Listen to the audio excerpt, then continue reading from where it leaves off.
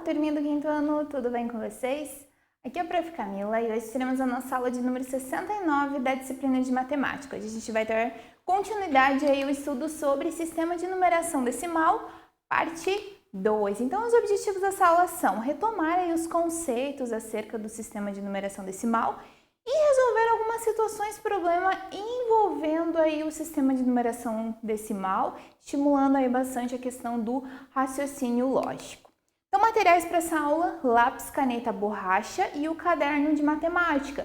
Se quiser estar utilizando um rascunho também para estar fazendo os cálculos, pode ser também. Então, o sistema de numeração decimal, a gente já vem trabalhando isso durante o ano todo e em outros anos aí do ensino fundamental, vocês trabalham esse sistema, que é esse sistema composto aí por 10 algarismos, do 0 até o 9, dos quais a gente pode formar qualquer outro número, tá? Então, a gente viu, inclusive, a diferença entre número e algarismo.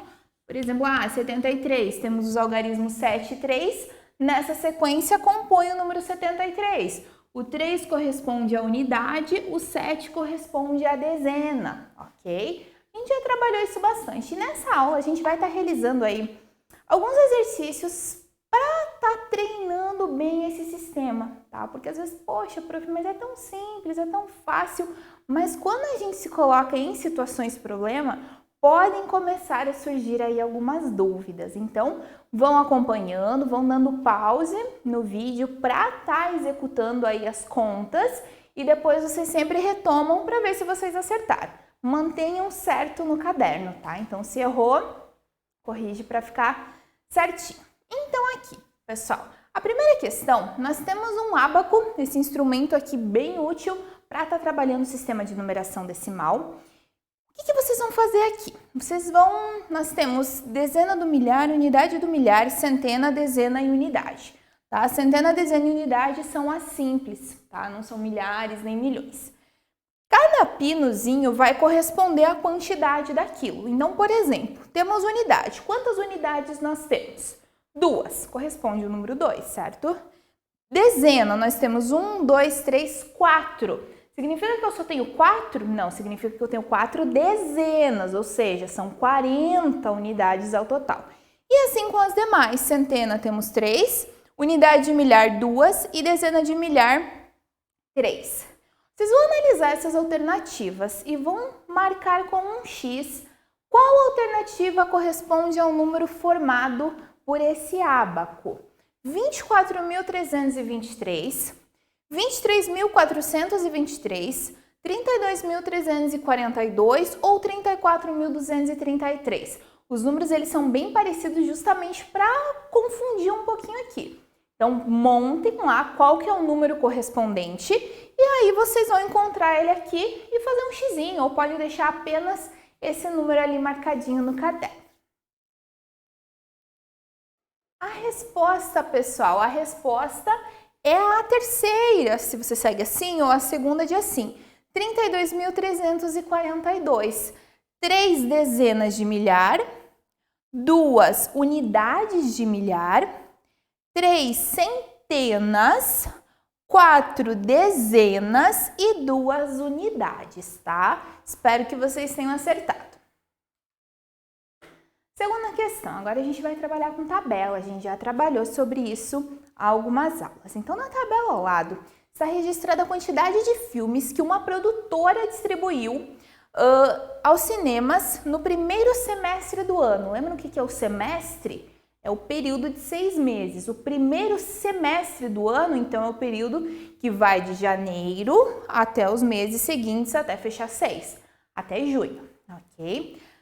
Considerando essa tabela, responda. Então, o que a gente vê aqui? Quantidade de filmes distribuídos no primeiro semestre de 2019. Na primeira coluna, nós temos o mês correspondente e na segunda, a quantidade de filmes. Notem que a quantidade ela sempre é maior. Um número bem, considerável. Por exemplo, janeiro, 12.678 filmes. Fevereiro, 11.786. Março, 13.876. Abril, 13.687. Maio, 11.451. E junho, 11.521. Dado esses valores, a conclusão da tabela, vocês vão responder essas duas questões aqui. Em qual mês a produtora distribuiu mais filmes? Ou seja, qual é o maior número aqui? O maior número corresponde à maior quantidade de filmes. Logo, mês ao lado vai corresponder à resposta, tá? Em quais meses, na B agora, em quais meses a produtora distribuiu menos de 12 mil filmes? 12 mil, 13 mil ou mais? Não corresponde. O que foi, em quais meses distribuiu menos de 12? Dá um pause ali no vídeo, faz as duas, responde as duas questões e já retomamos aí com a resposta. Então, as respostas estão aqui. Qual mês a produtora distribuiu mais filmes? Eu preciso olhar o maior número. O meu maior número aqui está bem próximo, março e abril, mas ainda assim, março é um pouco maior, né? Março é 13.876, abril 13.687. Por aí, quase 200 filmes, ali março ficou na frente. E B, em quais meses a produtora distribuiu menos do que 12 mil filmes? Foi no mês de fevereiro, 11.786, no mês de maio, 11.451 e junho, 11.521. Nos demais, janeiro foi mais de 12, março mais de 13 e abril mais de 13 também. Espero que tenham acertado, pessoal.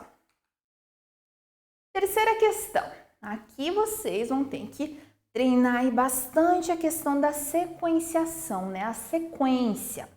Então, assim, a gente já trabalhou sobre sequências, nós vimos que as sequências elas podem ser crescentes ou decrescentes. Crescentes é quando cresce o meu número, ou seja, do menor para o maior, por exemplo, fazer um bem básico aqui, 2, 0, 2, 4, 6 e segue ali os números pares. Pode ser decrescente, ou seja, do maior para o menor, por exemplo, 10, 8, 6, 4 e assim por diante, ok? Crescente cresce, decrescente decresce, vai do maior para o menor. E aqui vocês vão ter que descobrir a regra e continuar essa sequência. Notem, quais são as regras aqui? Coloquei bem básico, né? 0 para o 2, 2 para o 4, 4 para o 6. É na ordem crescente de 2 em 2. 10 para o 8, 8 para o 6, 6 para o 4. Qual é a ordem? Ordem decrescente, porque o número vai ficando cada vez menor. E ele está de 2 em 2. 10 menos 2, 8. 8 menos 2, 6. 6 menos 2, 4. E daí 4 menos 2, 2. E 2 menos 2, 0. Ok? É isso que vocês vão ter que fazer nessas duas aqui. É claro que aqui não vai estar só de 2 em 2, né? Vai ser um pouquinho diferente. E vocês vão tentar descobrir, ok? Prof, tem um pouco de dificuldade. O que vocês vão fazer? Façam cálculos, tá? Vamos analisar a primeira. 35 mil, depois 34.500, depois 34 mil. De quanto em quanto que está sendo que essa sequência está? Ela está crescendo, ela está aumentando ou ela está diminuindo? Quanto ela está aumentando ou quanto ela está diminuindo? Vocês vão colocar 3 números, os 3 seguintes, e no final tem que fechar 32 mil, tá? Então vai ser 35 mil, 34.500, 34 mil, um número, e daí 32 mil, ok? Na segunda, 10.100, depois 10.250, 10.400. Está aumentando ou está diminuindo? Continuem com mais 3 números e no final vai ter que fechar 11 mil. Ok, pessoal? Dá um pause ali no slide, tá? Façam bem com calma. Faz cálculo, né? Vê a relação entre um número e outro. Qual é a diferença entre um e outro? Se está aumentando ou está diminuindo, executem ali e já voltamos para ver se vocês acertaram. Então, as respostas aqui, pessoal. Olha só. Espero que vocês tenham acertado, mas se não acertaram, não tem problema. Na primeira, 35 mil para o 34.500 dá o quê? Uma ordem decrescente, a gente já vê, porque fica menor o número. Entre 35 mil e 34.500 dá a diferença de quanto? De 500, tá? Aqui eu poderia simplesmente fazer 35 mil menos 34.500. Vou obter o número 500. 34.500 menos 500, 34.000. Aí eu vou seguir a sequência. 33.500, depois 33.000, aí 32.500 e 32.000. Diminui entre um e outro a menos 500, tá? Ordem decrescente. Na B, 10.100, 10.250. Aqui eu noto que ficou maior o número, ou seja, a ordem é crescente. Quanto que ficou maior? A diferença. É só eu pegar um número maior menos o menor. 10.250 menos 10.100 dá 150. Então, assim que eu vou seguir. 10.250 mais 150, 10.400. 10.400 mais 150, 10.550. Mais 150, 10.700. 10.850 e no final 11.000, tá, pessoal? Espero que eu tenha acertado. Então, na primeira diminui 500 de um número para o outro e na segunda aumenta 150 entre um número e outro. Quarta questão. Agora a gente tem uma tabela de novo. Na tabela ao lado constam os dados do censo de 2010 referente ao número de pessoas por região brasileira. A gente já trabalhou, nós temos 5 regiões no nosso Brasil, que se autodeclaram indígenas. O autodeclarar-se é quando você se declara, né? A própria pessoa diz, eu sou indígena, ok? Então aqui a gente não considera o governo, por exemplo, ou o censo considera tais pessoas indígenas e tais pessoas não. São as próprias pessoas, tá? Após a análise, responda as questões. Então, população autodeclarada indígena por região brasileira no ano de 2010. Então, na primeira coluna temos a região e na segunda a população.